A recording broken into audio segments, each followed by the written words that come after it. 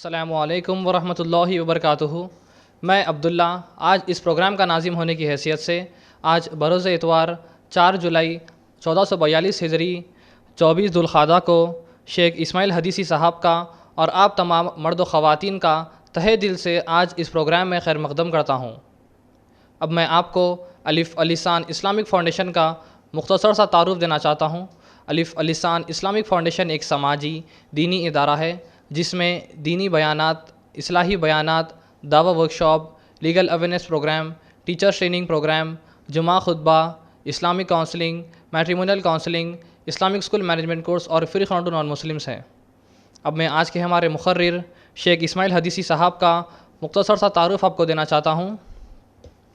آپ نے حفظ کیے ہیں دارالحدیث محمدیہ سے اور عالمیت کی ہے مہد وادی حدیث سے، اور فضیلت کی تعلیم آپ نے جامعہ محمدیہ عربیہ سے کیے ہیں، اور آپ ماشاءاللہ سے ایم کام اور ایم اے کی تعلیم حاصل کر چکے ہیں، اور اب آپ فی الحال ڈائریکٹر کی حیثیت سے الحکمہ پبلک اسکول میں خدمت انجام دے رہے ہیں، اور آپ جمعیت اہل حدیث حیدرآباد میں شعبہ تنظیم کے ناظم کی حیثیت سے خدمت انجام دے رہے ہیں۔ اب میں بنا کسی تاخیر کے شیخ اسماعیل حدیثی صاحب کو دعوت دیتا ہوں کہ وہ اپنے پروگرام کا آغاز کرے بعنوان قربانی سے متعلق چند سوال و جواب۔ السلام علیکم ورحمۃ اللہ وبرکاتہ۔ الحمد للہ رب العالمین، الصلاۃ والسلام علی رسولہ الکریم وعلی آلہ وصحبہ اجمعین، اما بعد۔ اعوذ باللہ السمیع العلیم من الشیطان الرجیم، بسم اللہ الرحمن الرحیم۔ یا ایہا الناس اتقوا ربکم الذی خلقکم من نفس واحدہ وخلق منها زوجها وبث منهما رجالا كثيرا ونساء واتقوا الله الذي تساءلون به والأرحام إن الله كان عليكم رقيبا يا أيها الذين آمنوا اتقوا الله حق تقاته ولا تموتن إلا وأنتم مسلمون يا أيها الذين آمنوا اتقوا الله وقولوا قولا سديدا يصلح لكم أعمالكم ويغفر لكم ذنوبكم ومن يطع الله ورسوله فقد فاز فوزا عظيما رب اشرح لي صدري ويسر لي أمري واحلل عقدة من لساني يفقهوا قولي سبحانك لا علم لنا إلا ما علمتنا إنك أنت العليم الحكيم وقال الله تبارك وتعالى في القرآن المجيد والفرقان الحميد قل ان صلاتي ونسكي ومحياي ومماتي لله رب العالمین۔ معزز حاضرین اکرام اور امت مسلمہ کے بزرگوں، نوجوانوں، پردہ نشین ماں اور بہنوں، میرے عزیز ساتھیوں، سب سے پہلے اللہ رب العالمین وحدہ لا شریک خالق کائنات، مالکی ارض و سما کی ہم حمد و ثنا بیان کرتے ہیں انہی کلمات سے جس کے ادا کرنے کا حکم نبی علیہ الصلاۃ والسلام نے ہمیں دیا۔ فرمایا جب کبھی تم اللہ کی حمد و ثنا بیان کرنا چاہو تو کہو سبحان اللہ و بحمدہ سبحان اللہ العظیم، سبحان اللہ و بحمدہ سبحان اللہ العظیم، سبحان اللہ و بحمدہ سبحان اللہ العظیم۔ اللہ رب العالمین کی اس مختصر سی حمد و ثنا کے بعد درود و سلام کا نزول کرتے ہیں ان تمام مقدس ہستیوں پر جنہیں اللہ تبارک و تعالیٰ نے توحید کی دعوت کے لیے چنا اور اپنی اپنی قوم کے لیے انہیں رہبر رہنما بنایا، جن کی آخری کڑی ہمارے نبی آخر الزماں محمد رسول اللہ صلی اللہ علیہ وسلم پر ختم ہوتی ہے۔ معزز سامعین و سامعات، انشاءاللہ آج کے اس درس میں قربانی کے متعلق کچھ اہم سوالات کے جوابات دینے کی کوشش کی جا رہی ہے۔ اللہ تبارک و تعالیٰ سے ہم دعا کرتے ہیں کہ اللہ تبارک و تعالیٰ ہمیں ان باتوں کو سننے اور سمجھنے اور ان باتوں پر عمل پیرا ہونے کی توفیق عنایت فرمائے۔ معزز سامعین، آپ سبھی جانتے ہیں کہ جس ماہ سے ہم گزر رہے ہیں وہ ذوالقعدہ کا مہینہ ہے، اور اس کے بعد بابرکت مہینہ آنے والا ہے جسے ہم ذوالحجہ کے نام سے جانتے ہیں۔ ان ایام کے سلسلے میں بڑی اہمیت اور فضیلت قرآن و حدیث کی روشنی میں ہمارے سامنے آتی ہے۔ جس کے ابتدائی ایام بڑے بابرکت ہے، فضیلت والے ہیں، رحمت والے ہیں، ان دنوں کے سلسلے میں سب سے پہلا سوال لے کر ہم آگے بڑھتے ہیں کہ ذوالحجہ کے پہلے 10 دنوں کی فضیلت کیا ہے۔ جیسے یہ مہینہ ہمارے سامنے آئے گا تو ان ابتدائی دنوں میں، ابتدائی ایام میں مجھے اور آپ کو شریعت اسلام کن کاموں کو کرنے کا حکم دیتی ہے۔ تو سب سے پہلی حدیث ہمارے سامنے آتی ہیں جس کے راوی ہیں حضرت عبداللہ بن عباس رضی اللہ تعالیٰ عنہما۔ یہ حدیث آپ کو بخاری کے اندر 969 پر اور اسی طرح ابو داؤد کے اندر 2438 پر اور اسی طرح امام ترمذی نے 757 پر اور ابن ماجہ کے اندر آپ کو ملے گی 1727 پر۔ اس حدیث کو کئی ائمہ نے نقل کیا ہے۔ حدیث کچھ اس طرح ہے کہ ما من ایام العمل الصالح فيها احب الى الله من هذه الايام قالوا یا رسول اللہ ولا الجهاد في سبيل الله قال ولا الجهاد في سبيل الله الا رجل خرج بنفسه وماله فلم يرجع من ذلك بشيء۔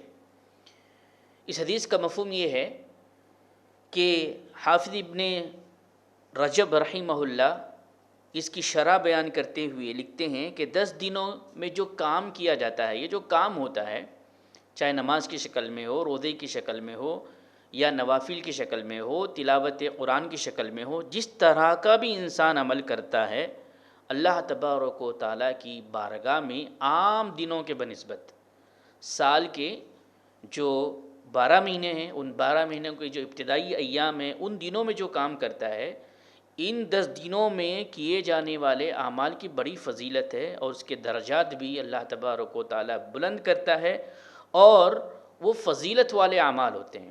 اسی طرح حافظ ابن حجر رحمہ اللہ نے فتح الباری کے اندر اس حدیث کی شرح بیان کرتے ہوئے اس سوال کے جواب میں بیان کیا کہ اس کی فضیلت کی وجہ کیا ہے، کیوں اتنی فضیلت ان ایام کو دی گئی ہے۔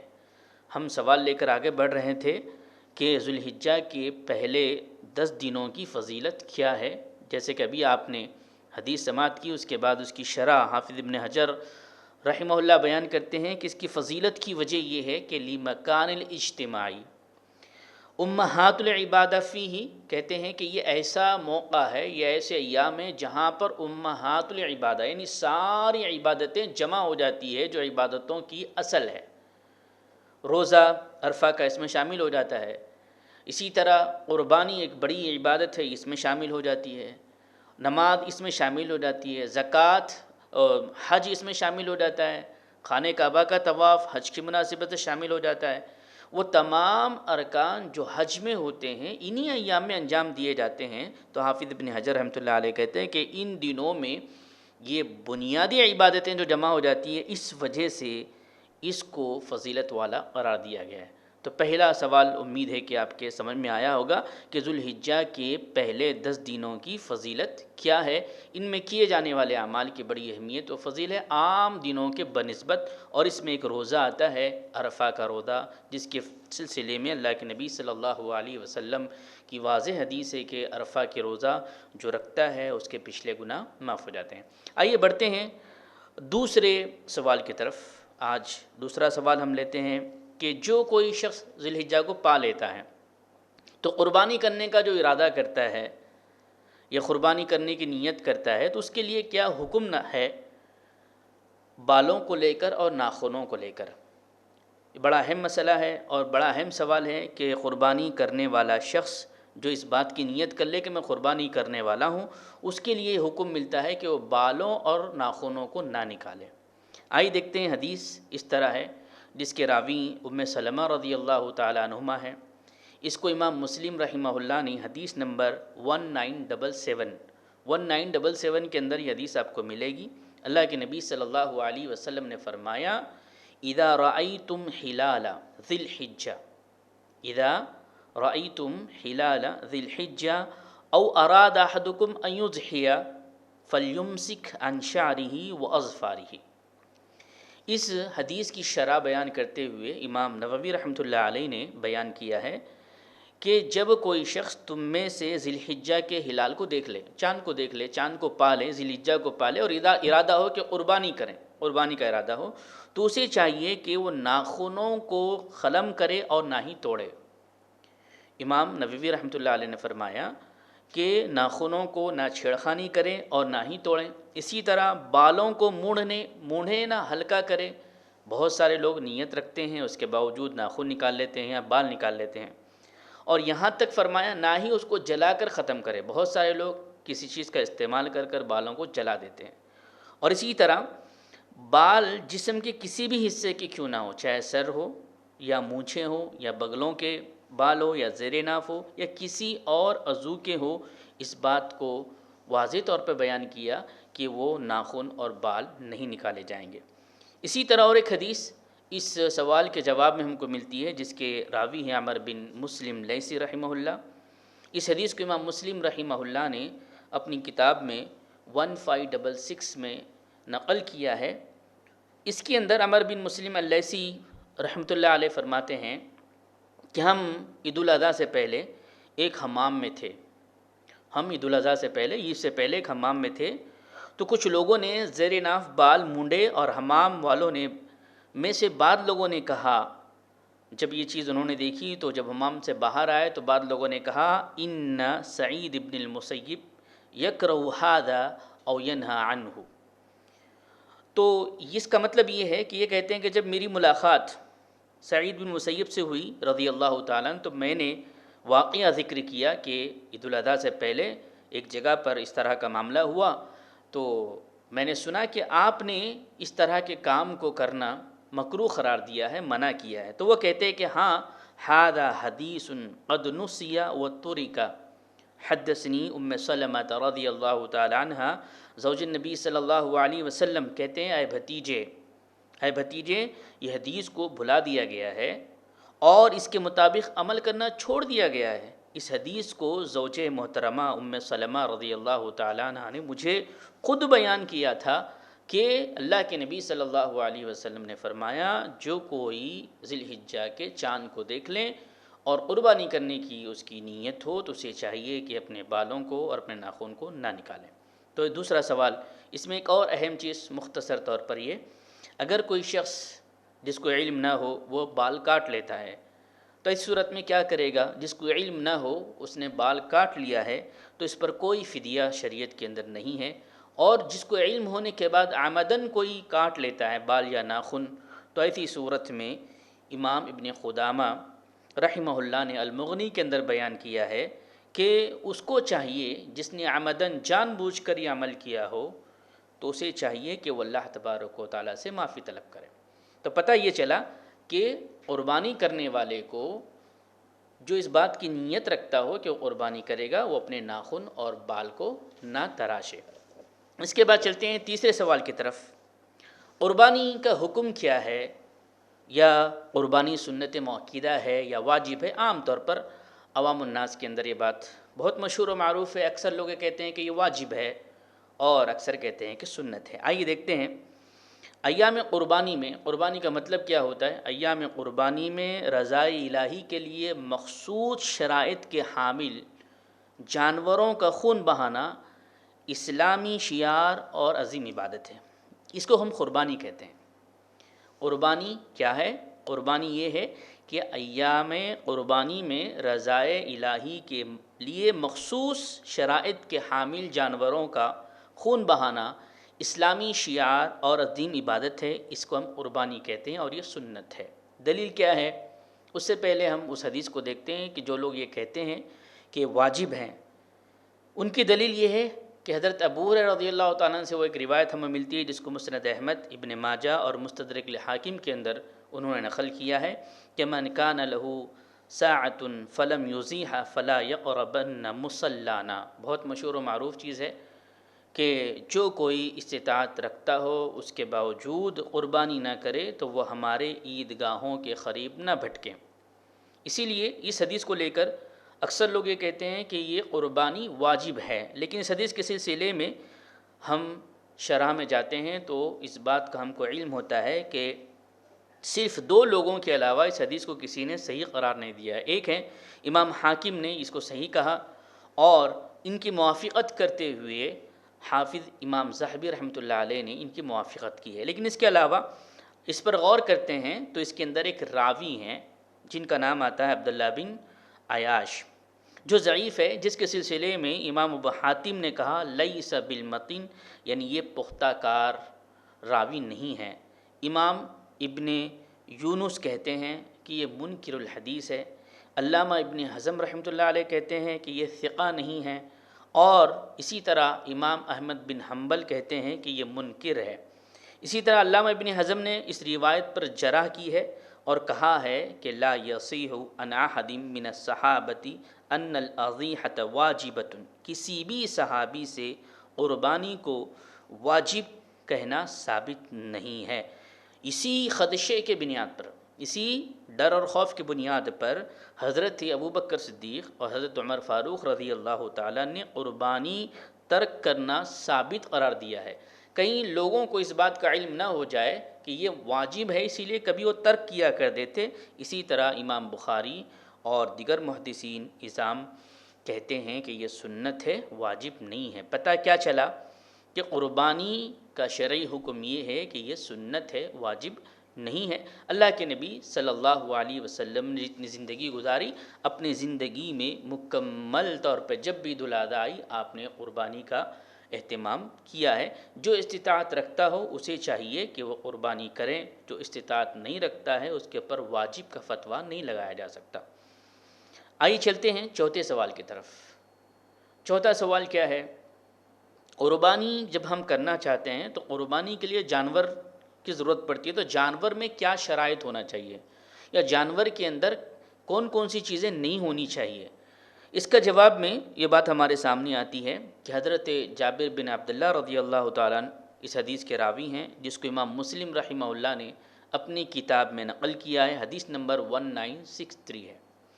کہتے ہیں لا تذهبوا الا مسنہ الا ان يعسر علیکم فتذبحوا جزعۃ من الظأن۔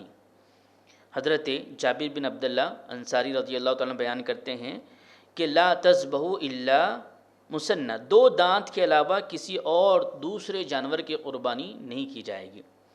جانور جو خریدا جائے گا اس کے لیے شرط لگائی گئی کہ وہ 2 دانت والا ہو۔ اس کے ساتھ ایک لفظ آیا کہ ہاں اگر دشواری پیش آ جائے تو 2 دانت والا نہ ملے تو اس کے علاوہ دمبا ذبح کیا جا سکتا ہے، شرط ہے کہ 2 دانت والا ہو۔ اس کی شرح کے اندر امام نووی رحمۃ اللہ علیہ فرماتے ہیں کہ ارباب علم سارے جو محدثین ہیں انہوں نے مسنہ کے بارے میں بات بیان کی کہ 2 دانت والے اونٹ یا گائے یا بکری وغیرہ یہ شمار ہوتے ہیں۔ بھیڑ کے جنس کے علاوہ جتنے ہیں یہ 2 دانت والے شمار ہوتے ہیں۔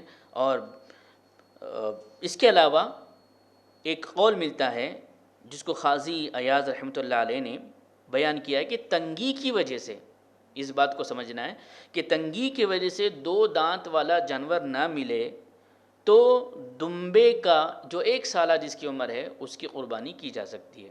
شرائط کے اندر تمام اہل لغت کا یہ شرط لگائی گئی۔ تنگی کسے کہتے ہیں یا تنگی کا مطلب کیا ہوتا ہے؟ تنگی کا مطلب یہ ہے کہ جب مارکیٹ کے اندر، بازار کے اندر 2 دانت والا جانور نہ ملے، پہلی تنگی یہ ہے۔ دوسرا یہ ہے کہ تنگی کی دوسری صورت یہ ہے کہ قوت خرید سے باہر ہو، کوئی ایسا شخص ہے جس کی طاقت اتنی نہیں ہے کہ اس نے پیسہ دے کر 2 دانت والا جانور وہ خرید نہیں سکتا، گائے کی شکل میں، بیل کی شکل میں، یا اونٹ کی شکل میں، یا بکرے کی شکل میں۔ تو ایسی صورت میں جو قوت طاقت نہیں رکھتا تو اسے چاہیے کہ وہ 1 سالہ دمبا ذبح کر سکتا ہے اللہ کے راہ میں۔ شرط لگائی گئی شرائط میں یہ چیز ہے کہ 2 دانت والا ہو۔ اس بات کا خیال رکھنا چاہیے کہ عام طور پر بازار ہم جاتے ہیں تو بہت سارے لوگ اپنے گائے کو بیچنے کے لیے سامنے کے دانتوں کو توڑ دیتے ہیں، بیل کو بیچنے کے لیے توڑ دیتے ہیں، اور اس بات کا علم بتاتے ہیں کہ بچپن سے ہی ان کو نہیں ہے، کیونکہ شریعت میں اس بات کی اجازت ہم کو ملتی ہے کہ بچپن سے اگر وہ چیزیں موجود نہ ہو کسی جانور کے اندر اور اس کو یقینی کیفیت ہو، اس نے پالا پوسا ہو، تو ایسی صورت میں وہ ذبح کر سکتا ہے۔ اسی لیے وہ کیا کرتے ہیں، توڑ دیتے ہیں۔ تو اس بات کا خیال رکھنا ضروری ہے، کہیں جانور کے ساتھ اس طرح کا معاملہ تو نہیں کیا گیا ہے، دھوکے میں نہ آئیں، اس کو اچھی طرح سمجھیں۔ اور دو دانت والے جانور کی شرط کے ساتھ یہ قربانی دی گئی ہے کہ ہمیں چاہیے کہ دو دانت والا جانور ہی ذبح کریں۔ اس کے سلسلے میں بہت سارے اہل علم نے یہ بات بھی بیان کی ہے، کسی نے عمر بھی بتائی ہے کہ کوئی 6 مہینے بتائی، کسی نے 8 مہینے، کسی نے 1 سال، کسی نے 2 سال۔ اگر آپ تحقیق کریں گے اس بات پر تو پتہ چلے گا کہ عمر شرط نہیں ہے، کیونکہ علاقائی اعتبار سے کبھی کبھی جانور کو وقت سے پہلے یعنی 6 مہینے سے پہلے بھی 2 دانت آ سکتے ہیں، 1 سال کے اندر بھی آ سکتے ہیں، 1 سال کے بعد بھی آ سکتے ہیں۔ اگر آپ ہمارے علاقے پر غور تدبر کریں گے تو 2 سال 18 مہینے 22 مہینے کے بعد دانت آتے ہیں۔ عرب کے ممالک میں ہم دیکھیں گے اس سے پہلے آ جاتے ہیں، تو اسی لیے شرط نہیں ہے عمر۔ بعض اہل علم نے بیان کی ہے، شرط یہ ہے کہ 2 دانت والا ہونا چاہیے۔ آئیے دیکھتے ہیں اس کے بعد 5واں سوال جانور کے سلسلے میں ہم نے دیکھا۔ اب قربانی میں کتنے لوگ شرکت کر سکتے ہیں، قربانی میں کتنے لوگ شرکت کر سکتے ہیں۔ عام طور پر یہ چیز مشہور و معروف ہے کہ اہل خانہ کے لیے ایک جانور ایک حصہ کافی ہو جاتا ہے، لیکن لوگ اس بات کو نہیں جانتے، یا جانتے بھی ہیں تو پریشان ہو جاتے ہیں۔ آئیے دیکھتے ہیں کہ کس طرح کتنے لوگ کون کون سے جانور میں شرکت کر سکتے ہیں۔ تو پہلی بات آتی ہے بکرا ہو یا بکری یا دمبا، صرف ایک آدمی کو یہ کفایت کر جاتے ہیں۔ البتہ ایک بکرا کوئی دے رہا ہو یا ایک بکری کوئی دے رہا ہو تو تمام اہل خانہ کے لیے یہ کافی ہو جاتا ہے۔ یہاں سے بھی بہت سارے لوگ کہتے ہیں کہ ہمارے افراد 10 ہیں یا 6 ہیں یا 5 ہیں، تو کیا ہر ایک فرد کے لیے ایک ایک جانور دیا جائے گا؟ آپ شریعت کا مطالعہ کریں، اس سوال کو لے کے آگے بڑھیں تو جواب آپ کے سامنے آئے گا کہ ایک اہل خانہ کا جو ذمہ دار ہے وہ ایک جانور اگر ذبح کرتا ہے تو اس کی طرف سے سب کے لیے کفایت ہو جائے گا۔ دلیل کیا ہے؟ اللہ کے نبی صلی اللہ علیہ وسلم کی حدیث ہمارے سامنے آتی ہے۔ اللہ کے نبی صلی اللہ علیہ وسلم نے جب 2 جانوروں کو 2 بکروں کو ذبح کیا تو کہا بسم اللہ اللہم تقبل من محمد و آل محمد۔ محدثین نے یہاں پہ بیان کیا کہ تقبل من محمد و آل محمد، یعنی محمد صلی اللہ علیہ وسلم کی طرف سے اور آل محمد صلی اللہ علیہ وسلم۔ آل محمد میں اہل خانہ شامل ہو جاتا ہے۔ اسی لیے اس حدیث سے یہ بات واضح ہو جاتی ہے کہ ایک فرد اگر اپنے حسب استطاعت ایک جانور کو ذبح کرتا ہے تو وہ ایک جانور سب اہل خانہ کی طرف سے کافی ہو جائے گا۔ اسی طرح ایک اور حدیث ہم کو ملتی ہے جس میں امام ترمذی رحمۃ اللہ علیہ نے اس حدیث کو اپنی کتاب میں نقل کیا۔ حدیث نمبر ہے 1505، جس کے راوی ہیں ابو ایوب انصاری رضی اللہ تعالیٰ۔ ابو ایوب انصاری رضی اللہ تعالیٰ سے کسی نے پوچھا، کہا کہ ہمیں یہ بتاؤ کہ اللہ کے نبی صلی اللہ علیہ وسلم کے دور میں کس طرح قربانی ہوا کرتی تھی یا کس طرح لوگ قربانی کرتے تھے؟ تو ابو ایوب انصاری رضی اللہ تعالیٰ نے بیان کیا، کان الرجل فی عہد النبی صلی اللہ علیہ وسلم یضیح بالشاۃ عنہ وعن اہل بیتہ فیأکلون ویطعمون ثم تباہى الناس فصار کما ترى۔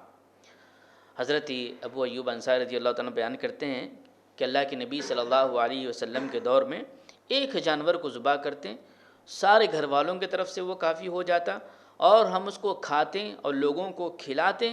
لیکن آج جو کیفیت ہے فصار کما ترى، جیسا کہ تم دیکھ رہے ہو کہ قربانی کرنے میں آج باہم فخر و مباحت کرنے لوگ لگے ہیں، ریاکاری کرنے لگے ہیں، اور بہت ساری ایسی چیزیں کہ اس دور کی بات ہے اور آج کے دور میں ہم اپنے آنکھوں سے دیکھ رہے ہیں کہ کس طرح کا ماحول قربانی کو لے کر گھروں میں اہل خانہ میں پایا جاتا ہے۔ اس میں اور ایک چیز یہ ہے کہ ایک بکری ایک جانور کفایت کر جاتا ہے۔ اونٹ کا اور گائے کا مسئلہ جب آتا ہے، اونٹ یا بیل کا مسئلہ جب آتا ہے تو شریعت کس بات کی ہم کو اجازت دیتی ہے؟ اونٹ کے اندر 10 افراد شرکت کر سکتے ہیں، اونٹ کے اندر 10 افراد شرکت کر سکتے ہیں، اور گائے میں 7 افراد شرکت کر سکتے ہیں، جس کی دلیل یہ ہے کہ حضرت جابر بن عبداللہ رضی اللہ عنہ حدیث کے راوی ہیں۔ امام مسلم رحمہ اللہ نے اس حدیث کو حدیث نمبر 1318 کے اندر نقل کیا ہے۔ کہتے ہیں کہ ہم نے حدیبیہ والے سال نبی کریم صلی اللہ علیہ وسلم کے ساتھ قربانی کی۔ حضرت جابر بن عبداللہ رضی اللہ تعالیٰ کہتے ہیں کہ حدیبیہ کا جو سال تھا اس وقت ہم نے اللہ کے نبی صلی اللہ علیہ وسلم کے ساتھ قربانی کی، ایک اونٹ اور ایک گائے کے ساتھ۔ تو اللہ کے نبی صلی اللہ علیہ وسلم نے حکم دیا کہ تم گائے اور اونٹ کے ساتھ 7 آدمیوں کو شرکت کر لو۔ اس طرح اللہ کے نبی صلی اللہ علیہ وسلم نے یہاں اس بات کی اجازت دی ہے کہ اونٹ کے اندر، دوسرے حدیث میں ہم کو ملتا ہے 7 لوگ شرکت کر سکتے ہیں، اور گائے کے اندر، اونٹ کے اندر 10 لوگ شرکت کر سکتے ہیں اور گائے کے اندر 7 لوگ شرکت کر سکتے ہیں۔ اس میں کم سے کم کتنے لوگ شامل ہو سکتے ہیں، اس مسئلے کو لے کر اہل علم کی طرف ہم بڑھتے ہیں تو انہوں نے بیان کیا کم سے کم ایک فرد اگر استطاعت رکھتا ہو تو وہ اونٹ کی قربانی تنہا اکیلا ایک جانور کے دے سکتا ہے، گائے کی تنہا اکیلا دے سکتا ہے۔ کم سے کم ایک اور زیادہ سے زیادہ 7 گائے کے اندر 10 اونٹ کے اندر دیے جا سکتے ہیں۔ تو سوال یہ تھا کہ قربانی میں کتنے لوگ شرکت کر سکتے ہیں یا ایک جانور میں کس طرح ہم شرکت کریں گے۔ اس کے آگے ہم بڑھیں تو سوال آتا ہے کہ جانوروں کو خریدتے وقت، جب جانور ہم خریدتے ہیں، اس سے پہلے ایک بات آئی، یہاں پر یہ بات آ رہی ہے کہ کن عیوبوں سے وہ پاک ہونا چاہیے۔ پہلے تو بات آئی تھی کہ کس طرح ہم لیں، 2 دانت والا ہونا چاہیے، شرط آئی تھی۔ یہاں یہ سوال میں بات آ رہی ہے کہ جانور کی خرید و فروخت کرتے وقت ہم کن عیوبوں سے اس کو پاک رکھیں یا کن عیبوں کا وہ نہیں ہونا چاہیے۔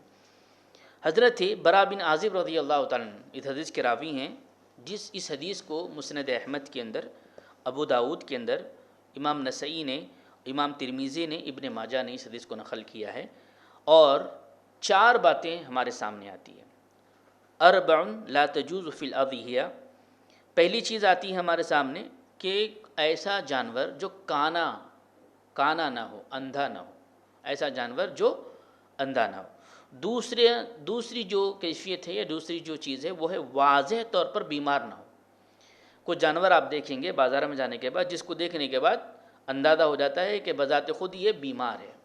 کچھ بیماری ایسی ہوتی ہے ظاہر نہیں ہوتی، اندرونی طور پر ہوتی ہے، لیکن ہماری آنکھیں اس کو پہچان نہیں سکتی، اس کا معاملہ الگ ہے، لیکن ظاہری طور پر جب بیماری واضح ہو رہی ہو تو ایسا جانور خریدنے سے اپنے آپ کو بچائیں۔ تیسری چیز ہے کہ لنگڑا نہ ہو۔ لنگڑے سے مراد کیا ہے؟ پیر کی کمی یا پیر کے اندر جب وہ چل رہا ہو تو لنگڑا پن ظاہر نہ ہو۔ چوتھی چیز یہ ہے کہ وہ لاغر یعنی کمزور، بالکل کمزور نظر نہ آئے۔ بعض جانور ایسے ہوتے ہیں بالکل مریض نہیں ہوتے بلکہ بذات خود بہت کمزور ہوتے ہیں۔ تو یہ 4 باتیں ایسے ہیں یا 4 عیوب ایسے ہیں جس سے ہمیں بچنا چاہیے۔ کانا نہ ہو، واضح طور پر بیمار نہ ہو، لنگڑا نہ ہو، اور اسی طرح وہ کمزور نہ ہو۔ اگر کوئی شخص جانور خرید لیتا ہے اور گھر لے آتا ہے یا کہیں رکھتا ہے، اب خریدی کے بعد اگر کوئی عیب پیدا ہو جائے تو کیا کریں؟ عام طور پر ہوتا ہے بازار سے ہم نے خریدا اور جانور کو لوڈ کر دیا، ان لوڈ ہونے سے پہلے معلوم ہوا کہ اس کو کچھ عیب آ گیا ہے، تو اس سلسلے میں بھی شریعت اسلام ہماری آگاہی کرتی ہے۔ حضرت عبداللہ بن زبیر رضی اللہ تعالیٰ حدیث کے راوی ہے، سنن کبریٰ للبیہقی کے اندر یہ حدیث آپ کو ملے گی، حدیث نمبر ہے 289۔ انہوں نے فرمایا کہ خریدی کے بعد اگر عیب پیدا ہو جائے تو قربانی کریں، عیب پہلے سے موجود ہو تو جانور کو بدلنے کی کوشش کریں۔ 2 باتیں اس میں آئی، جانور آپ نے خریدا، خریدتے وقت آپ نے دیکھا کہ وہ کانا نہیں ہے، واضح طور پہ بیمار نہیں ہے، لنگڑا نہیں ہے، کمزور نہیں ہے، آپ نے خرید لیا۔ گھر لانے کے بعد وہ کمزور ہو گیا یا کوئی بیماری اس کے اندر پیدا ہو گئی، تو ایسی صورت میں اس جانور کو بدلنے کی ضرورت نہیں ہے، اس کی قربانی کی جا سکتی ہے۔ لیکن گھر آنے کے بعد اس بات کا علم ہوا کہ پہلے ہی سے اس کی کیفیت ایسی تھی، کچھ حادثہ اس کے ساتھ درمیان میں نہیں آیا ہے، پہلے ہی سے خریدنے سے پہلے ہی اس کی کیفیت تھی، تو ایسی صورت میں اس کو بدلنے کا ہمیں حکم دیا گیا ہے، کیونکہ ایسے جانور کی قربانی قابل قبول نہیں ہوتی۔ امام زہری نے مصنف عبدالرزاق کے اندر بھی یہ بات آتی ہے کہ جانور خریدنے کے بعد بیمار ہو جائے تو قربانی جائز ہے۔ عام طور پر ہم جانور کو خریدتے ہیں، رکھتے ہیں، کھلاتے ہیں، پلاتے ہیں، تو ایسی صورت میں وہ بیمار ہو جائے، بیمار جانور کی قربانی نہیں ہے، لیکن جب بیمار ہو جاتا ہے خریدنے کے بعد جب انسان لے کے آنے کے بعد، تو انہوں نے کہا کہ اس میں کوئی حرج نہیں ہے کہ آپ کی نیت لیتے وقت صحت مند لینے کی تھی، آپ نے صحت مند لیا ہے، لیکن جب بیماری آ گئی تو کوشش یہ کریں اگر استطاعت ہو تو دوسرا جانور خریدے، ورنہ استطاعت نہ ہو تو اسی جانور پر قربانی کی جا سکتی ہے۔ اسی طرح جانور ہم خریدتے ہیں، علم نہیں ہوتا ہے، بعض جانور حاملہ ہوتے ہیں، لانے کے بعد اس بات کا علم ہوتا ہے کہ وہ حاملہ ہے، اسی صورت میں کیا کریں گے؟ تو حاملہ جانور کی قربانی جائز ہے، اگر پہلے سے علم ہو جائے کہ یہ حاملہ ہے تو اجتناب کرنے کی کوشش کرنی چاہیے۔ جب ذبح کرنے کے بعد عام طور پر یہ بھی چیز ہوتی ہے کہ ذبح ہونے کے بعد پتہ چلتا ہے کہ یہ حاملہ تھی، اس سے بچہ نکلتا ہے، تو کوئی حرج نہیں ہے، وہ قربانی قابل قبول ہوگی۔ تو یہ کچھ باتیں جو جانور کے خرید و فروخت کرتے وقت ان عیوبوں کو دیکھا جائے کہ ان کے اندر یہ عیوب نہ ہو، اور لانے کے بعد اگر کوئی چیز ہوتی ہے استطاعت نہیں ہے تو وہ اللہ کی طرف سے ہیں، اس کی قربانی کی جا سکتی ہے۔ اگر استطاعت ہے تو بدلنے کی کوشش کریں، استطاعت نہیں تو اس کی قربانی ہو سکتی ہے۔ اسی طرح قربانی ہم خرید چکے ہیں، خرید کس طرح لینا ہے یہ بھی دے چکے ہیں، لیکن ایک اہم چیز ہے کہ قربانی کرنے والے کی قربانی کے لیے کیا شرائط ہے، یعنی قبولیت کی کیا شرائط ہے، قربانی قبول کب ہوتی ہے، قربانی کے قبول ہونے کی شرطیں کیا ہیں۔ عام طور پر سب لوگ یہ پوچھتے ہیں قربانی کیسے کریں، لیکن قربانی کرنے والے کے لیے شرط کیا ہے، ایک قربانی کرنے والے کے لیے کیا شرائط ہیں جس پر وہ اتر کر قربانی کرے تو قربانی قابل قبول ہوتی ہے۔ آئیے دیکھتے ہیں۔ سب سے پہلی چیز یہ ہے کہ دو بنیادی باتیں اہل علم نے اپنی کتابوں میں نقل کی ہے۔ پہلی چیز سورہ مائدہ کی روشنی میں بات ہمارے سامنے آتی ہے کہ تقوی اور پرہیزگاری اس انسان کے اندر ہونا چاہیے جو قربانی کرنا چاہ رہا ہو۔ آدم علیہ السلام کے دو بیٹوں کا واقعہ مشہور و معروف ہے کہ جب دونوں نے اپنی قربانی پیش کی اللہ کے پاس تو اللہ تبارک و تعالیٰ نے کہا لن يتقبل اللہ من المتقین، ایک کی قربانی قبول ہوئی اور ایک کی قربانی کو رد کر دیا گیا، اور اس کے بعد بتایا گیا کہ انما قال انما يتقبل اللہ من المتقین۔ تو یہاں سے مفسرین نے قربانی دینے والے کے لیے شرط لگائی کہ وہ تقوی اور پرہیزگار ہو۔ دوسری چیز یہ ہے کہ قربانی جب وہ دینا چاہتا ہے، جانور خریدنا چاہتا ہے، تقوی الحمدللہ رکھا ہوا ہے، پرہیزگار ہے، تو جس مال سے وہ جانور خرید رہا ہے وہ رزق حلال ہونا شرط ہے۔ رزق حلال کے لیے حضرت ابو ہریرہ رضی اللہ عنہ کی یہ راوی ہیں، اور اس حدیث کو امام مسلم نے اپنی کتاب کے اندر نقل کیا ہے، کہا کہ ایھا الناس ان اللہ طیب، کئی دفعہ آپ نے اس حدیث کو سنا ہوگا کہ ایھا الناس ان اللہ طیب لا يقبل الا طیبا، اے لوگو اللہ تبارک و تعالیٰ پاک ہے، اللہ تبارک و تعالیٰ پاک ہے، لا يقبل الا طیبا، اور پاک چیز ہی کو اللہ تبارک و تعالیٰ قبول کرتا ہے، ناپاک چیز کو قبول نہیں کرتا۔ تو حرام کمائی سے، کمائی گئی دولت سے اگر جانور خرید کر ریاکاری کرتے ہیں، قربانی کرتے ہیں، تو شرط مفقود ہو جاتی ہے۔ جب شرط ضائع ہو جاتی ہے تو قربانی قابل قبول نہیں ہو سکتی۔ لہذا ہمیں چاہیے کہ اللہ کی رضا کے لیے اپنے آپ کی اصلاح کریں اور تقوی اختیار کریں، پرہیزگار بنیں، اور ساتھ میں جو جانور خرید رہے ہیں وہ رزق حلال سے خریدا گیا ہو۔ اسی طرح تیسری جو چیز آتی ہے کہ قربانی کا جانور بہیمۃ الانعام میں سے ہو۔ قربانی کا جانور جو لیا جا رہا ہے، اگر کوئی بھی تقوی اختیار کر رہا ہے، پرہیزگاری اختیار کر رہا ہے، حلال مال سے کوئی بھی جانور لے کر قربانی کرنا چاہے نہیں کر سکتا ہے، اس کے لیے شرط لگائی گئی وہ بہیمۃ الانعام میں سے ہو۔ بہیمۃ الانعام کیا ہے؟ ثمانیۃ ازواج من الضأن اثنین ومن المعز اثنین ومن الابل اثنین ومن البقر اثنین، اونٹ میں سے اونٹ یا اونٹنی، گائے میں سے گائے یا بیل، دو دو چار ہو گئے، بکرا یا بکری، دمبا یا اس کی مؤنث، تو یہ 8 ہے، 8 بہیمۃ الانعام کا ذکر آیا ہے۔ یہ 8 ہی جانور ہی قابل قبول ہوں گے۔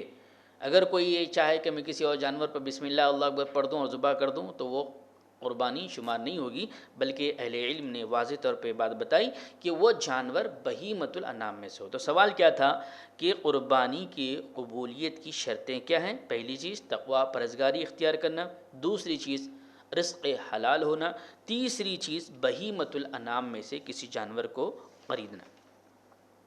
جب آپ یہ چیزیں کر چکے ہوں گے تو قربانی کا دن آئے گا، قربانی کریں گے تو اس کے بعد سوال یہ پیدا ہوگا کہ قربانی کے گوشت کی تقسیم کس طرح کی جائے، قربانی کا گوشت کس طرح ہم تقسیم کر سکتے ہیں۔ اس کا جواب یہ ہے کہ قربانی کے گوشت کے اندر شریعت اسلام نے یہ بات بیان کی کہ مساکین وہ فقراء کا حق ہے جو انہیں ملنا چاہیے. جو قربانی ہم کرتے ہیں اس کے گوشت کو مساکین اور فقراء کا یہ حق ہے، ان تک ان کو پہنچانے کی کوشش کرنی چاہیے. اسی میں ایک سوال پیدا ہوتا ہے کہ ان کی مقدار کیا ہے، کتنا دینا چاہیے، ان کی مقدار کتنی ہے. تو اس سلسلے میں کوئی واضح طور پہ ہمارے سامنے بات نہیں آتی کہ اس کی کوئی مقدار نہیں ہے. آپ حسب استطاعت جتنا آپ دینا چاہیں ان کو دے سکتے ہیں. اسی طرح اور ایک حدیث ہمارے سامنے آتی ہے جس کے اندر اللہ کے نبی صلی اللہ علیہ وسلم نے بیان کیا ہے، جس کو امام بخاری امام مسلم رحمہ اللہ نے اپنی کتاب میں نقل کیا، جس کے راوی سلمہ بن اکوع رضی اللہ تعالیٰ نے یہ کہتے ہیں کہ 9 ہجری کا موقع تھا. اللہ کے نبی صلی اللہ علیہ وسلم نے حکم دیا کہ تم میں سے جو کوئی قربانی کرے 3 دن تک یا 3 دن کے بعد اپنے گھر میں گوشت نہ رکھیں. اس حدیث کو امام بخاری امام مسلم رحمہ اللہ نے نقل کیا ہے. جب دوسرا سال آیا 9 ہجری کے بعد صحابہ کے پاس عید الاضحیٰ کا موقع آیا تو پھر آپ نے اللہ کے نبی صلی اللہ علیہ وسلم سے پوچھا کہ اللہ کے نبی صلی اللہ علیہ وسلم آپ نے پہلے حکم دیا تھا کہ 3 دن کے بعد ہم گوشت کو نہ رکھیں، اس بار کیا کریں؟ تو آپ نے کہا کھاؤ کھلاؤ اور ذخیرہ کرو. گزشتہ سال تنگی تھی، کھاؤ اور کھلاؤ ذخیرہ کرو. گزشتہ سال تنگی تھی تو اللہ کے نبی صلی اللہ علیہ وسلم نے 3 دن سے زیادہ رکھنے کی یہاں پر اجازت دی ہے. اسی طرح اگر آپ قحط سالی کے حالات سے نہ گزر رہے ہوں، غریب و مسکین زیادہ نہ ہو، تو آپ حق ادا کرتے ہوئے اس گوشت کا ذخیرہ کر سکتے ہیں. اور یہ حکم منسوخ ہو چکا ہے کہ 3 دن تک یا 3 دن کے بعد گوشت نہیں رکھنا، یہ منسوخ ہے. اسی لیے یہاں پر میں نے بتایا کہ گوشت کا ذخیرہ کرنے میں کوئی حرج نہیں ہے. بعض اہل علم نے یہ بھی کہا کہ یہ غریب اور مسکین کے لیے ہے، اور بعض نے کہا کہ رشتہ داروں کے لیے ہے، بعض نے کہا کہ دوست احباب کے لیے. یعنی بعض عام یہ چیز ہے کہ 3 حصے اس کے کرنے چاہیے. ایک حصہ غریب مسکین کے لیے، دوسرا حصہ رشتہ داروں کے لیے، تیسرا حصہ دوست احباب کے لیے.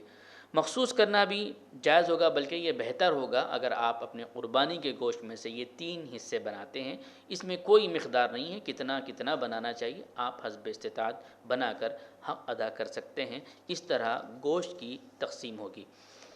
اس کے بعد قربانی کے جانور کے سلسلے میں جب ذبح کرنے کا وقت آتا ہے تو ہم پریشان ہو جاتے ہیں کہ ذبح کون کرے گا. جو جانور خریدا ہے، جو نیت جس کی قربانی کی ہے، کیا وہی ذبح کرے گا یا کوئی اور بھی اس کو ذبح کر سکتا ہے؟ سنت مطہرہ سے یہ بات ہمارے سامنے آتی ہے کہ اللہ کے نبی صلی اللہ علیہ وسلم نے خود اپنے جانوروں کو ذبح کیا. قربانی کرنے والا اپنے خود جانور کو ذبح کرے، یہ افضل ترین عمل ہے. حضرت انس اس حدیث کے راوی ہیں، اور امام مسلم امام بخاری رحمۃ اللہ علیہ نے اپنی کتاب کے اندر اس حدیث کو نقل کیا ہے کہ ضحى النبی صلی اللہ علیہ وسلم بکبشین فرأیت واضحا علی صفاہما یسمى ویکبر قد بحث بیدہ. تو اللہ کے نبی صلی اللہ علیہ وسلم نے جب مینڈوں کی قربانی دی تو آپ نے اپنے دونوں مینڈوں کو اپنے ہاتھ سے ذبح کیا. تو پہلی چیز یہ معلوم ہو رہی ہے کہ قربانی دینے والا شخص اسے چاہیے کہ وہ قربانی اپنے ہاتھوں سے جانور کو ذبح کرے. اگر کسی سے تعاون لینا چاہتا ہے، کسی کی مدد لینا چاہتا ہے، ایسی صورت میں بھی سنت سے یہ بات ہمارے سامنے آتی ہے، جس کو امام بخاری رحمۃ اللہ علیہ نے اپنی کتاب میں نقل کیا ہے، جس کے راوی حضرت عمر رضی اللہ تعالیٰ نے. وہ یہ کہتے ہیں کہ وعان رجل ابن عمر رضی اللہ تعالیٰ عنہما فی بدنی، ایک شخص نے اونٹ کے ذبح کرنے میں عمر رضی اللہ تعالیٰ سے تعاون کیا. تو کوئی شخص اگر آپ کسی کی مدد لینا چاہتے ہیں ذبح کرنے میں تو آپ کسی کی تعاون حاصل کر سکتے ہیں.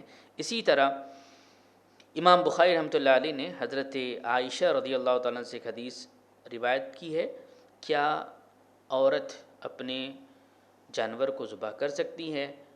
تو حدیث ہمارے سامنے آتی ہے کہ رسول صلی اللہ علیہ وسلم نے حضرت کعب بن مالک کی ایک حدیث آتی ہے. اس سے پہلے میں اور ایک چیز آپ کے سامنے رکھنا چاہتا ہوں کہ کیا کسی اور شخص کے جانور کو آپ ذبح کر سکتے ہیں یا نہیں کر سکتے ہیں، یا کسی اور سے آپ کا جانور ذبح کرا سکتے ہیں یا نہیں کرا سکتے ہیں.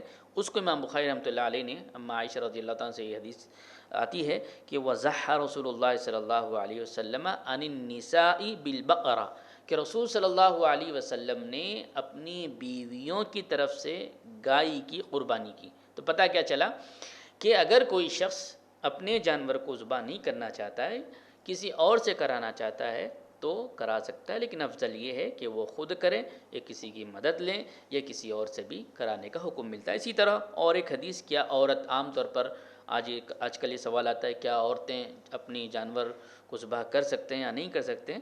اگر آپ غور کریں گے اس جواب میں تو امام بخاری رحمۃ اللہ علیہ نے اس حدیث کو نقل کیا ہے، حدیث نمبر 632 ہے، اور اس حدیث کے راوی کعب بن مالک رضی اللہ تعالیٰ عنہ کہتے ہیں کہ ایک عورت نے اللہ کے نبی صلی اللہ علیہ وسلم کے دور میں پتھر سے ایک بکری کو ذبح کیا، اور جب صحابہ نے اس سلسلے میں پوچھا تو اللہ کے نبی صلی اللہ علیہ وسلم نے اس کو کھانے کا حکم دیا۔ اس طرح دوسرے حدیث بھی آتی ہیں جس سے اس بات کا علم ہوتا ہے کہ عورت چاہے اپنی قربانی کو تو وہ خود اپنے ہاتھوں سے ذبح کر سکتی ہے۔ یہ چیز ہمارے سامنے آتی ہے کہ قربانی کے جانور کو کون ذبح کرے، خود کرنا افضل ہے۔ تعاون آپ لے سکتے ہیں یا کسی اور سے کرا سکتے ہیں، یا کوئی خاتون خود کرنا چاہتی ہیں تو اس کو کرنے کی اجازت ہمارے سامنے آتی ہے۔ آئیے آگے بڑھتے ہیں۔ قربانی کرتے وقت کون سی دعا پڑھنی چاہیے؟ قربانی جب ہم ذبح کرتے ہیں تو کون سی دعا پڑھنی چاہیے یا کون سی دعا پڑھے؟ حضرت انس رضی اللہ تعالیٰ حدیث کے راوی ہے، امام مسلم رحمہ اللہ نے اس حدیث کو اپنی کتاب میں نقل کیا ہے کہ اللہ کے نبی صلی اللہ علیہ وسلم نے جب 2 بکروں کو ذبح کیا تو آپ نے یسمّ و یکبر، بسم اللہ اللہ اکبر کہا، اور کہا اللہم تقبل منی ومن اہلی، اے اللہ میری اور میرے اہل کے جانب سے اس کو قبول فرما۔ یہ دعا ہے عام طور پر بسم اللہ اللہ اکبر آپ کہہ دیں اور اللہم تقبل منی ومن اہلی، یہ کافی ہو جائے گی۔ اس کے علاوہ دوسری بہت ساری دعائیں آتی ہیں، لیکن افضل ترین اللہ کے نبی صلی اللہ علیہ وسلم سے جو چیز ثابت ہو جائے وہ افضل ترین ہو جاتی ہے۔ تو قربانی کی دعا بسم اللہ اللہ اکبر اللہم تقبل منی ومن اہلی آپ پڑھ کے ذبح کر سکتے ہیں، یا کوئی کسی سے کرا سکتے ہیں تو وہاں پر تقبل منی نہیں ہوگا میری طرف سے اور میرے اہل، آپ خود کر رہے ہیں تب منی کا لفظ آئے گا، کسی اور سے کرا رہے ہیں تب یہ الفاظ بدل جاتے ہیں بسم اللہ اللہ اکبر کہنے کے بعد۔ اسی طرح قربانی کرنے کے لیے کیا صاحب زکوٰۃ ہونا ضروری ہے؟ ایک بڑا مسئلہ ہمارے پاس ہے کہ اکثر لوگ کہتے ہیں کہ میں صاحب زکوٰۃ نہیں ہوں، اگر صاحب زکوٰۃ ہوتا تو ضرور قربانی کرتا، صاحب زکوٰۃ ہی پر قربانی ہے۔ یہ بہت سارے اس طرح کے اشکال ہیں، تو ہر مسلمان کو اللہ سے ڈرنا چاہیے، ڈرتے رہنا چاہیے، ایسی صورت کو مد نظر رکھتے ہوئے فیصلہ کرنا چاہیے کیا واقع وہ استطاعت رکھتا ہے یا نہیں رکھتا ہے۔ قربانی کرنے کے لیے صاحب زکوٰۃ ہونا شرط نہیں ہے، صاحب زکوٰۃ کے لیے مال کا ہے، مال میں صاحب زکوٰۃ ہو جاتا ہے تو وہ مال کی زکوٰۃ ادا کرے گا، قربانی میں کوئی ایسی شرط نہیں ہے۔ یہاں تک بات ہمارے سامنے آتی ہے کہ اللہ کے نبی صلی اللہ علیہ وسلم کی پوری زندگی کا جائزہ ہم لیں، اللہ کے نبی صلی اللہ علیہ وسلم کی پوری زندگی کا جائزہ لے تو اللہ کے نبی صلی اللہ علیہ وسلم کبھی صاحب زکوٰۃ نہیں ہوئے، لیکن آپ نے کسی بھی سال قربانی کو ترک نہیں کیا۔ اس سے پتہ یہ چلتا ہے کہ صاحب زکوٰۃ ہونا شرط نہیں ہے۔ کیا ادھار لے کر، وقتی طور پر پیسے کسی سے ادھار لے کر قربانی کی جا سکتی ہے؟ ہاں، یہ بڑا اہم سوال اس میں آتا ہے۔ اس پر اہل علم نے یہ لکھا ہے کہ اگر کوئی شخص استطاعت رکھتا ہے کہ اس کا قرضہ واپس کرنے کی یا کچھ مدت میں یا کچھ اس کے پاس مواقع ہیں، تو ایسی صورت میں اسے چاہیے کہ وہ قرض حسنہ لے اور قربانی کو ادا کرے، کیونکہ یہ سنت ابراہیم ہے اور محمد صلی اللہ علیہ وسلم کی سنت ہے اور بڑی اہم سنت ہے، اس کو اپنانے کی کوشش کریں تو قرض حسنہ کے ساتھ بھی قربانی کی جا سکتی ہے۔ اسی طرح اور ایک سوال آتا ہے کہ جب قربانی ہم کرتے ہیں تو جو جانور کے ساتھ قصاب کا معاملہ ہوتا ہے تو قصاب کو بطور اجرت کون سی چیزیں نہیں دینی چاہیے؟ شریعت اسلام نے اس کی بھی ہمیں تعلیم دی ہے، خاص طور پر اس کی جو چمڑا ہوتا ہے جسے ہم کھال کہتے ہیں تو بطور اجرت اس کو نہیں دیا جا سکتا ہے۔ بہت سارے لوگ بات کرتے ہیں، کہتے ہیں کہ آپ اس کو ذبح کر دیجئے اور اس کا کھال چمڑا آپ لے سکتے ہیں، تو بطور اجرت اس کو نہیں دیا جائے گا۔ اور اسی طرح کچھ حصہ گوشت کا بطور اجرت بھی نہیں دیا جا سکتا ہے۔ یہ چیز عام ہے ہمارے پاس کہ لوگ کہتے ہیں کہ آپ اس کو ذبح کر دیجئے، ان کے پیر اور منڈی آپ لے کر چلے جائیے، قصاب کو کہتے ہیں۔ تو اس طرح پیر یا منڈی کو دینے کا یا چمڑے کو دینے کا یا گوشت کو دینے کا حکم نہیں ملتا، بلکہ جو اس کی اجرت ہوگی وہ اجرت دے کر اس سے وہ کام کروایا جائے گا۔ خیال رکھا جائے کہ اجرت میں کمی یا رعایت بھی نہیں کی جائے گی۔ بہت سارے لوگ کہتے ہیں کہ بھئی فلاں پیسوں پہ بات ہوئی تو کچھ آپ گوشت لے لیجئے، پیسے کم کر دیجئے، رعایت نہیں ہوگی۔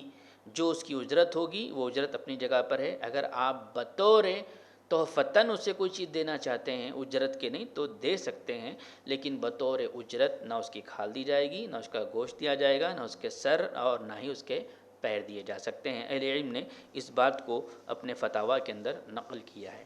آئیے دیکھتے ہیں اور 2-3 سوالات، اس کے بعد اپنی بات کو ختم کریں گے۔ قربانی کا وقت کیا ہے؟ کب سے یہ شروع ہوتی ہے اور کب ختم ہوتی ہے؟ اس کے ایام کتنے ہیں؟ کب ہم شروع کریں گے اور کب تک یہ جاری رکھا جا سکتا ہے؟ عید الاضحیٰ کی نماز کے بعد، عید کی نماز کے بعد یہ قربانی کا وقت شروع ہوتا ہے۔ اس کی حدیث ہم کو ملتی ہے، برا بن عازب رضی اللہ تعالیٰ عنہ کے راوی، وہ بیان کرتے ہیں کہ وَلَا يَذْبَحَنَّ أَحَدٌ حَتَّى يُصَلِّيَ، اللہ کے نبی صلی اللہ علیہ وسلم فرمایا تم میں سے کوئی شخص اس وقت تک قربانی نہ کرے اپنے جانور کی جب تک کہ یصلی، وہ نماز عید الاضحیٰ ادا نہ کر لے۔ اس کو امام مسلم رحمہ اللہ نے اپنی کتاب میں نقل کیا ہے، اور اس کا وقت نماز کے بعد شروع ہو رہا ہے، اور اختتام کے سلسلے میں بات آتی ہے کہ ایام تشریح، ایام تشریح، ایام النہر جو ہے، یوم النہر جو ہے وہ 10 ذی الحجہ ہے، ایام تشریح ہے 11، 12، 13، 11، 12، 13 ذی الحجہ۔ تو یہ 3 دن اگر ہم شمار کرتے ہیں اور پہلا دن تو مکمل 4 دن ہو جاتے ہیں۔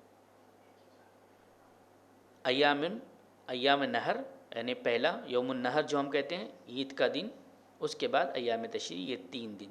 ابتدا ہوتی ہے عید الاضحیٰ کی عید کی نماز کے بعد، اور اس کی انتہا ہوتی ہے 13 ذی الحجہ کے شام سے پہلے پہلے۔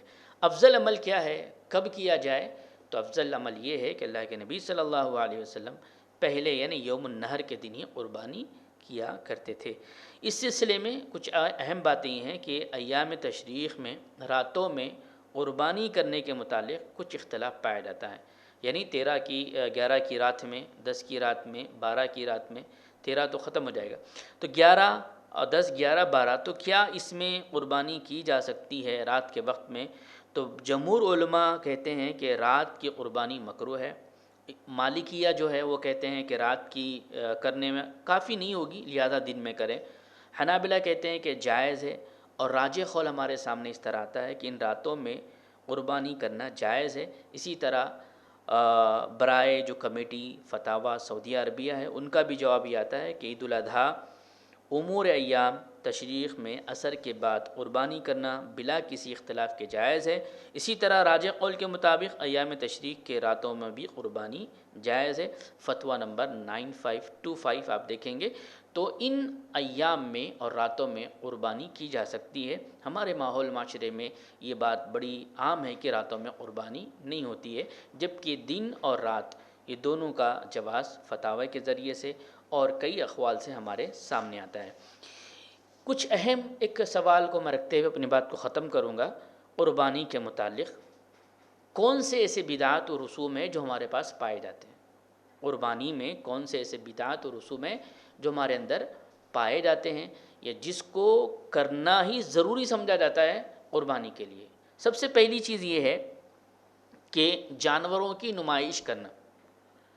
جب تک جانور کی نمائش نہیں ہوتی اس وقت یہ سمجھتے ہیں کہ اہل خانہ کو نہیں معلوم ہوا، اہل خاندان کو نہیں معلوم ہوا، اہل محلہ کو نہیں معلوم ہوا، لہذا سب سے پہلے جانور کی نمائش کرتے ہیں۔ یہاں تک بعض علاقوں کے اندر اس کو مہندی لگائی جاتی ہے، اس کو سجایا جاتا ہے، اس کو سنوارا جاتا ہے، اور اس کو مقابلہ بازی بھی کروائی جاتی ہے کس کا جانور کتنا مضبوط ہے۔ تو یہ ایسی چیزیں ہیں جو اسلام سے اس کا دور دور تک تعلق نہیں ہے۔ دوسری چیز جو اس میں آتی ہے، ذبح کے وقت جانور کے پیٹھ کے اوپر ہاتھ پھرایا جاتا ہے۔ پورے اہل خانہ مل کر ہاتھ پھراتے ہیں یا جو ذبح کرنے والا ہے وہ ہاتھ پھراتا ہے اس نیت سے، پتہ نہیں، اس طرح کی کئی چیزیں بدعتیں ہمارے درمیان شامل ہو رہی ہیں۔ اسی طرح اور دیکھیں تیسرے نمبر پہ جو بدعت آتی ہے وہ یہ ہے کہ ذبح سے پہلے بعض جانوروں کو وضو بھی کروایا جاتا ہے۔ بہت سارے لوگ وضو کراتے ہیں، بڑا افسوس ہوتا ہے۔ اسلام اتنا آسان ہے، ان الدین یسر، اللہ کے نبی صلی اللہ علیہ وسلم نے کہا، لیکن یہ ہر دن اسلام سے نہ واقفیت کی بنیاد پر یا مسائل سے نہ واقف ہونے کے بنیاد پر اس طرح کی چیزیں ہمارے پاس آتی ہے، سوالات کرتے ہیں لوگ. اسی طرح اور آگے بڑھیں تو ذبح سے پہلے بڑے پیار اور محبت سے اس کو غسل دیا جاتا ہے. ذبح سے پہلے غسل دیا جاتا ہے. اس طرح کا کوئی عمل صحابہ سے نہ ثابت ہے، نہ اللہ کے نبی صلی اللہ علیہ وسلم سے ثابت ہے. اس سے پہلے اور ایک چیز کی جاتی ہے جو ذبح سے پہلے جانور کو بہت اچھی طریقے سے کھلایا جاتا ہے. عام جو روٹین ہے آپ کی وہ کھلا رہے ہیں الگ بات ہے، لیکن ذبح سے پہلے کچھ مخصوص چیزوں کو یا مخصوص چیز کو بطور ثواب سمجھ کر کھلاتے ہیں اور اس کے بعد اس کو ذبح کرتے ہیں. یہ بھی بدعت میں اس کا شمار ہوتا ہے. اور اسی طرح کسی جگہ پر، جس جگہ پر اس کو بٹھایا گیا ہے یا ذبح کیا جا رہا ہے تو اس کو بڑا معتبر سمجھا جاتا ہے. اور کچھ لوگ ایسے ہیں اپنے جانور کو لے کر کسی جگہ کا طواف بھی کرواتے ہیں. یہ ایک ایسی بدعت ہے جو آئے دن عام ہو رہی ہے، پہلے بھی پائی جاتی تھی، آج بھی یہ چیزیں ہم دیکھ رہے ہیں کہ ایک جانور کو لے کر کچھ جگہوں کا طواف کروایا جاتا ہے. اور اسی طرح قربانی کی جگہ کو بڑا مزین کیا جاتا ہے، اس کو سجایا جاتا ہے، سنوارا جاتا ہے اور اس کو قابل تبرک سمجھا جاتا ہے. زمانہ جاہلیت کے اندر یہ چیز تھی، اسلام کے بعد یہ چیز ختم ہو گئی. جس جگہ پر جانور کو ذبح کیا جا رہا ہے وہ قابل تبرک نہیں ہے.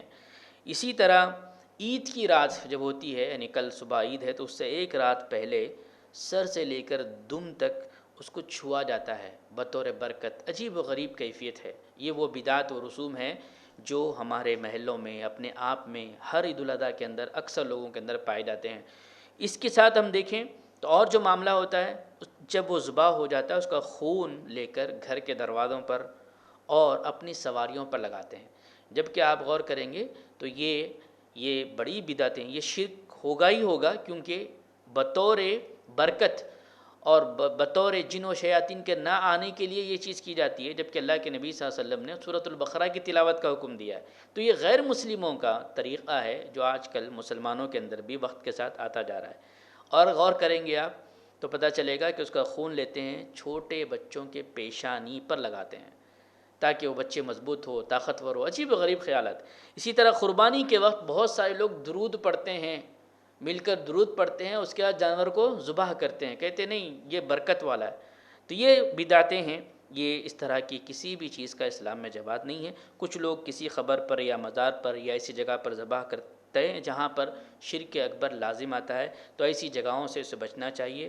ذبح کرنے والے مولوی ہوتے ہیں یا کوئی اور ہوتے ہیں تو وہاں پر بھی یہ بات آتی ہے کہ ان کو ان کا سر اور پیر دینا لازم سمجھا جاتا ہے، حق سمجھا جاتا ہے.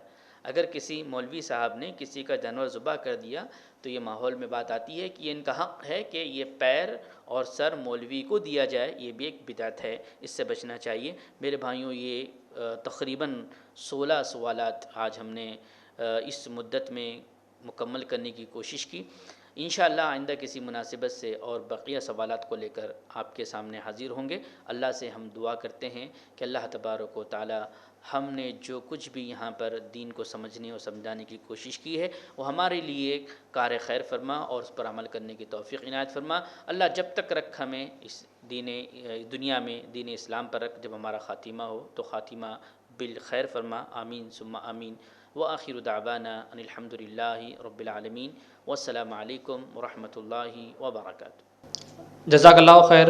تو یہ تھے شیخ اسماعیل حدیثی صاحب. شیخ، میں آپ کا شکریہ ادا کرتا ہوں کیونکہ آپ نے ہمیں کئی سارے باتیں قرآن اور حدیث کی روشنی میں بتائے ہیں. اب ہم یہاں پروگرام کو ختم کرتے ہیں. آخر میں اللہ سبحانہ و تعالیٰ کا شکریہ ادا کرتا ہوں کیونکہ محض اللہ کی نصرت اور فضل و کرم سے آج کا ہمارا پروگرام کامیاب رہا ہے. اور شیخ، میں آپ کا بھی شکریہ ادا کرتا ہوں کیونکہ آپ نے ہمیں آج وقت دیا ہے.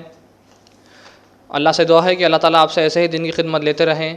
سبحانک اللہم و بحمدک اشہد ان لا الہ الا انت استغفرک و اتوب الیک.